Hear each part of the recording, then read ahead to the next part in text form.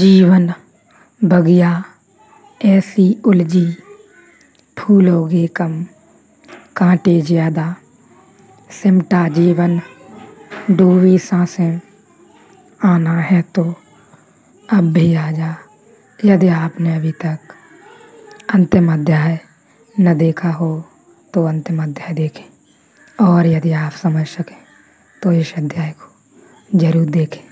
आज हम सर्वप्रथम थोड़ी ऊर्जा के बारे में चर्चा कर लें।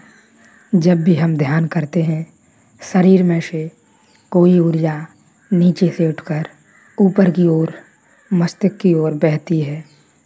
ध्यान रहे, यही ऊर्जा यदि आप ध्यान नहीं करते तो नीचे की ओर, या हम कहें जब कुछ निर्माण नहीं हो रहा होता है तब विध्वंस होता है, तब ऊर्जा शायद छिद्रों के माध्यम से बाहर होने लगती है। क्रोध बनता है, घृणा बनती है।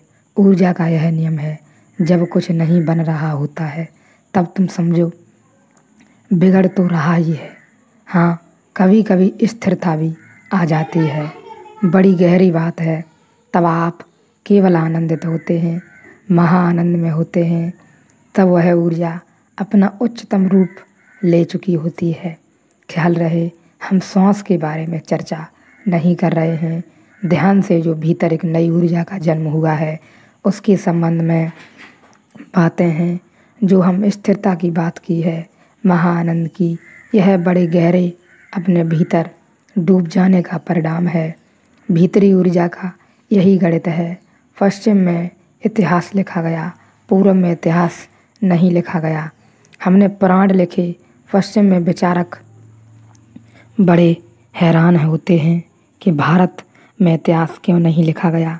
वे समझते हैं पुराण तो कथा, कल्पना, लेकिन हमने इतिहास जानकर नहीं लिखा, क्योंकि इतिहास तो होता है साधारण घटनाओं का, पुराण होता है असाधारण घटनाओं का।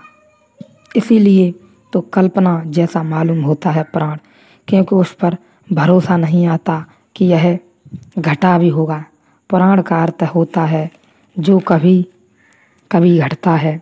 इतिहास का अर्थ होता है जो रोज घटता है, जो पुनरुक्ति है।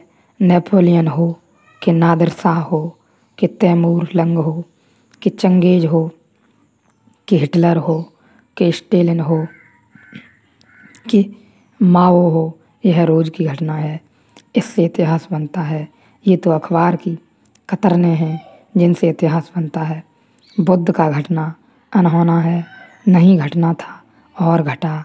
जैसे अचानक आधी रात में सूरज उग जाए कि अंधेरे में किरण उतर आए और हम पकड़ भी न पाएं और खो जाए, और हमारे हाथ भी न लगे और खो जाए।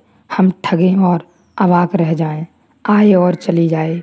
गूंजे एक गीत, हम ठीक से सुन भी न पाएं, क्योंकि हमें अपने शोरगुल से भरे हैं। और गीत विदा हो जाए, एक स्मृति भर रह जाए, हमें खुद ही शक होने लगे कि यह गीत सुना था, ऐसा आदमी देखा था। हमें खुद ही भरोसा न आए, हम खुद संदेह में पड़ने लगे। जैसे जैसे स्मृति फीकी होने लगी और दूर होने लगे, वैसे वैसे हम ही को भरोसा न आए। ऐसा हुआ था। पुराण का अर्थ होता है जो कभी कभी होता है, हजारों साल में कभी वैसी अद्वितीय घटनाओं की संग्रह का नाम पुराण है। पुराण पर भरोसा आता ही नहीं। इतिहास तो रद्दी है, इतिहास तो कूड़ा करकट है, कचरे का ढेर है जो रोज होता है। पुराने दिनों में लोग सुबह उठकर गीता पढ़ते थे या कुरान पढ़ते थे। अब उठकर अखबार पढ़ते हैं जो रोज होता है। तुमने अखबार में कभी ख्याल किया है, तुम रोज पढ़ते हो, वह रोज होता है, फिर भी तुम रोज उसी को पढ़ते हो। तुमने अखबार में कुछ नया होते देखा? किसी ने कभी अखबार में नया हो देखा? अखबार से ज़्यादा पुरानी चीज़ें तुमने देखी हो। कहते हो नया अखबार है, 2 दिन का पुराना हो जाए तो फिर तुम नहीं पढ़ते।